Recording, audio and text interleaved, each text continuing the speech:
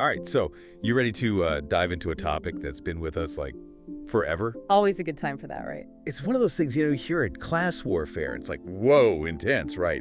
But what does it actually mean? Well, that's what we're here to find out. Exactly. So we're taking a deep dive today into an essay called Class Warfare, a persistent struggle in modern society.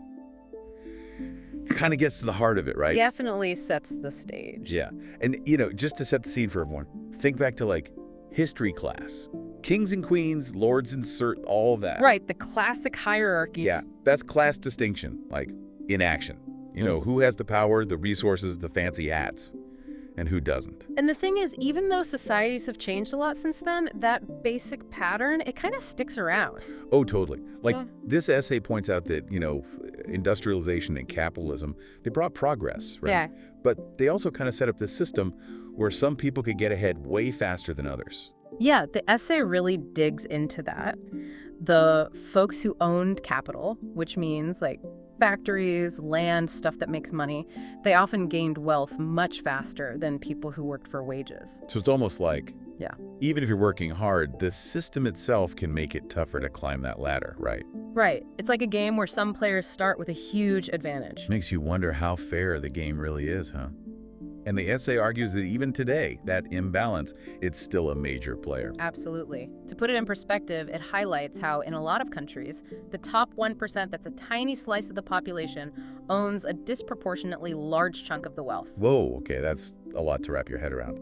Yeah. But how does that play out in our everyday lives? Like, how does that affect me going to the grocery store or trying to, pay rent?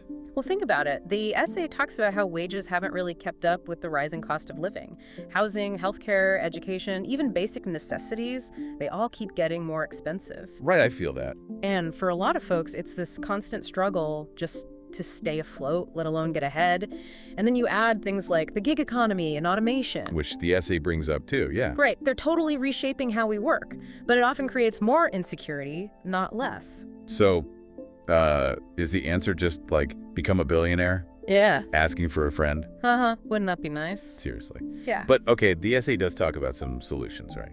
It does. It emphasizes that we need some pretty big changes, structural changes, and it dives into how government policies can have a huge impact. Interesting. So politics actually matters for this whole class thing. Big time. Like tax reforms, for instance, they can either help spread the wealth around more or concentrate it even more in the hands of a few. Okay, so it's not just about arguing on Twitter. There are real consequences. Definitely. And then you get into the whole world of political narratives, which the essay also touches on. Oh yeah, how different groups spin the issue. Exactly. It mentions both left-wing